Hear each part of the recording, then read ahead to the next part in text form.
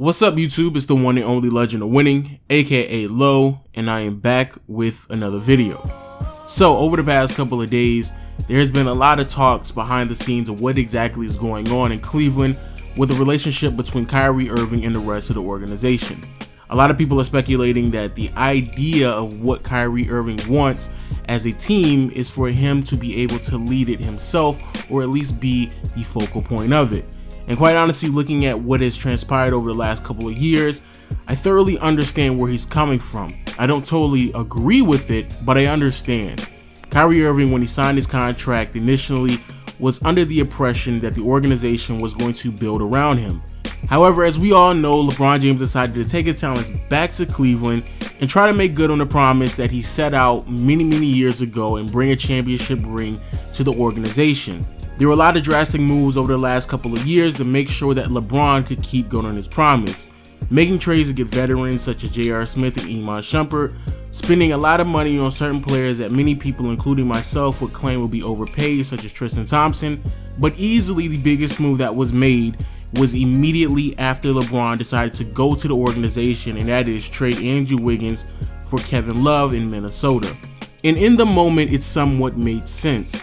LeBron felt like he was going to be able to build a roster that was good enough to make it to the finals. However, as time has continued to progress and where the organization is at right now, you can make a very legitimate argument that LeBron made a really big mistake. So major that I would argue that it's probably one of his biggest mistakes in his entire career. Now, as I say that, I know a lot of people are going to be suspicious of my perception of what exactly Andrew Wiggins would have been on a team with LeBron and Kyrie. Now, I thoroughly understand Andrew Wiggins coming into the NBA. He wasn't as good as a player as he is right now. Obviously, as time has continued to progress, especially with him being a more focal point of the team that he's on in Minnesota, he has definitely developed certain aspects to his game that he might not have been able to develop if he played with Kyrie and LeBron. But I still feel as if what has transpired over the last 3 years, the organization along with LeBron James and the relationship between him and Kyrie Irving would have been better off if they would have kept Andrew Wiggins. Now, for people out there who are still suspicious of my sentiment, let's break this down a little bit more. Now, unfortunately, LeBron James in the summer of 2014, he decided to wait at the last minute, so they more likely would not have been able to get any legit free agents. So let's just say hypothetically that the roster that they had was going to be the exact same going into the regular season. And as time continued to progress, they obviously would have to make more moves. They would still make the move to go out there and trade Dion Waiters to go get J.R. Smith and Iman Shumpert, and later on they would get Timothy Mozgov because they definitely need to fill out their front line. So personally, I actually believe if they kept Wiggins, their lineup more than likely would be the exact same. Fast forward through the regular season and entering the postseason, not only do I believe they would have a very similar lineup, but I also feel like that their regular season record more than likely would be similar as well. And even if they had a different record and they finished with a lower seeding, because that is still possible, I still feel as if without Kevin Love, they still would have made it to the finals, because that's practically what they did in the 2015 postseason. For people out there who tend to forget, in 2015, Kevin Love only played one round of basketball. So more than likely, even if we were to replace Andrew Wiggins with Kevin Love, the outcome would be very similar. And not only that, entering the NBA Finals, as we all remember, Kyrie Irving went down after Game 1. And no, I'm not saying that Andrew Wiggins would have made a huge difference in the NBA Finals. However, for people out there who make the argument that Andrew Wiggins just would not be able to produce as much as Kevin Love would have, I somewhat agree with you. However, if Kevin Love is not in the NBA Finals in 2015, he can't produce anything. If Andrew Wiggins is able to make it to the finals, not only will he be able to produce more than Kevin Love did, but also he will be able to gain experience. And also, speaking about the NBA Finals, and before we even move on, let's get something clear as well. At the moment when Andrew Wiggins was traded for Kevin Love, the Golden State Warriors were not projected to be as dominant as they are right now. A lot of people were projecting that certain teams like the San Antonio Spurs with Tim Duncan and the prohibited favorites, which was the Los Angeles Clippers, had a higher projection than the Golden State Warriors. So picking a player such as Kevin Love definitely made sense in the moment. However, looking back at it now, Kevin Love, as we all know, especially in the NBA Finals, really doesn't match up too well with the Golden State Warriors because of their style of play.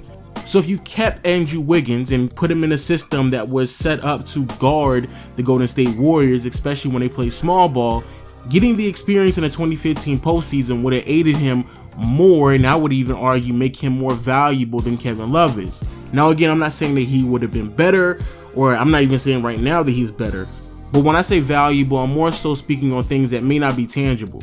Andrew Wiggins is making a significant lower amount of money than Kevin Love is. Andrew Wiggins is also younger, doesn't have as many injury problems, and matching up against the Golden State Warriors, not to say that Andrew Wiggins is his lockdown defender, but because of his size, his frame, and his ability, especially athletically, definitely would have lended the opportunity for him to be a better defender than what Kevin Love is today. And for people out there who question this, just go back and look at the NBA Finals in 2016. In the 2016 NBA Finals, I think a lot of people tend to forget how much Kevin Love underperformed.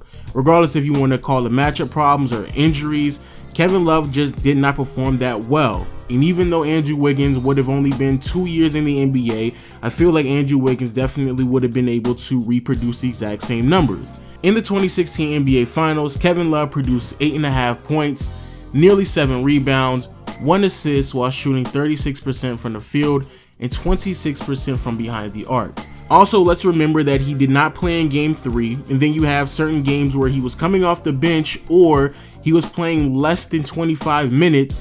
Kevin Love in 2016 just did not have that much of an impact on the game whatsoever. And again, you can blame injuries or just him having bad matchups, but again, I just don't see how that type of productivity can't be reproduced by Andrew Wiggins. And again, regardless of what you may think of Andrew Wiggins, his value would have been felt just off of athleticism and his ability to defend more positions than Kevin Love was able to. And on top of that, him being able to stay healthy, because again, in Game 3, Kevin Love just did not play at all. And yes, I know a lot of people are going to point out the fact that in Game 7, Kevin Love may not have produced that many points. However, when it comes to his rebounding numbers, that's definitely not nothing that Andrew Wiggins will be expected to produce. And also at the end of the game, there was a very pivotal possession where Kevin Love was guarding Curry and he was doing a pretty good job. And you may not be able to expect that from Andrew Wiggins as well. Well, for one, I somewhat agree with you. The rebounding numbers are something that we definitely should not be expecting from Andrew Wiggins. However, two, being able to move your feet against Stephen Curry, especially when it looks like Stephen Curry was injured, I definitely feel like Andrew Wiggins will be able to do that. But for people out there who still disagree with me and believe that Andrew Wiggins just would not be ready or prepared to play in the NBA Finals at an elite level in 2016, even though Kevin Love wasn't really ready to do so either, in 2015 in the offseason, they had enough cap space to sign Kevin Love regardless of where he was at. And that's something that I think a lot of people just tend to forget, and that's where the disconnect is. LeBron pushed the Cavaliers to trade Andrew Wiggins to get a player in Kevin Love that was going to be a free agent in 1 year anyway. That's like the Lakers trading Lonzo Ball or Brandon Ingram just to get Paul George, or the Boston Celtics trading away Jason Tatum or a draft pick to go out there and get Gordon Hayward. It just doesn't make any sense whatsoever. And just in case for the people out there who would make the argument that, well, you never know where exactly Kevin Love was going to land, and more than likely he may have stayed on the team that he was on, I probably would disagree with that, because you're telling me that Kevin Love wouldn't want to play on a team with Kyrie Irving, Andrew Wiggins, and LeBron James. However, there were other power forwards that were also available, such as LaMarcus Aldridge and Paul Millsap. And quite honestly, I feel like Paul Millsap would have been a better fit for the team anyway, especially going up against the Golden State Warriors compared to Kevin Love. So even though, yes, you can make the argument that, Andrew Wiggins might not be able to produce 8.5 points in the NBA Finals in 2016, you can still find a veteran power forward in the 2015 free agency class easily. So again, I just don't understand the logic there.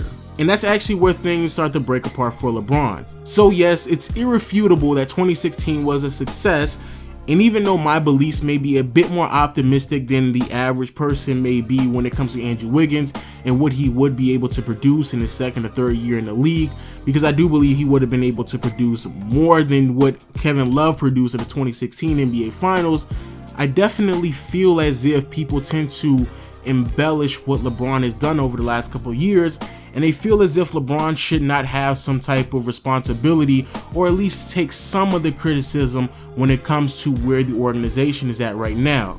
My biggest problem with LeBron, I think a huge problem in his career, is that every single time he just jumps from one team to the next, and it seems like he's about to do the exact same thing after this year, he thinks within these 1 or 2 year windows. When you keep putting your team in this situation where it's nothing but a whole bunch of old veterans who only have another year or two to give of their career, and you keep overpaying players just because you think they best benefit your playing style without you adapting to anyone else, I do feel as if that ends up hurting him in the long run. Because realistically speaking, again, I personally feel like Andrew Wiggins would have been able to win a championship with the same roster in 2016, and if that was the case, then this team could have been set up for multiple years to come. Because at the end of the day, outside of Michael Jordan, everybody else on the top 5, top 10 list of all time, they won championships out of their primes with a massive amount of help. And LeBron would have been better off for his legacy and his image was continue the success in Cleveland instead of trying to continue to put them in a quote-unquote win now situation. LeBron had the opportunity to do the exact same thing that other great players such as Tim Duncan, Kareem Abdul-Jabbar, and Bill Russell did for their own organization. Bill Russell passed the baton to John Havlicek, who passed it on to Dave Cowens, who then passed it on to Larry Bird, and now before you know it, right before our eyes, we have an organization that has been consistently great for multiple years. And that's what LeBron potentially could have done, and that more than likely would have been the right thing to do. Now don't get me wrong, LeBron James is still going to be known for the guy who brought a championship to an organization. Matter of fact, he brought a championship to an entire city that has not seen any type of success in many of years. However, the only way that I see LeBron James winning a championship anytime soon is if he is riding the coattails of someone else like he's supposed to. The same way that Tim Duncan did towards the end of his career, the same way that Kareem did towards the end of his. LeBron James could be put in a situation to where he should be able to just sit back, take a lesser role, while players such as Kyrie Irving and Andrew Wiggins took over the organization, and LeBron James became more of a complementary piece to what is supposed to be next up in franchise history. However, we're now at a point where every single time LeBron builds a team, 3 years down the line, he has to rebuild it all over again because all the players that he brought to the organization are going to be out of their primes and not going to be able to produce anything of quality over the next 2 to 3 years. But I also believe that's a huge reason why Kyrie has a problem with being on the team. Because at this point, if Kyrie decides to stay, for the people out there who make this argument, what is Kyrie going to have around him? Kyrie will be surrounded with a bunch of players that he was never consulted with, a bunch of players that more so benefit LeBron's play than his, a bunch of players that are at a different point of their career compared to where Kyrie is at.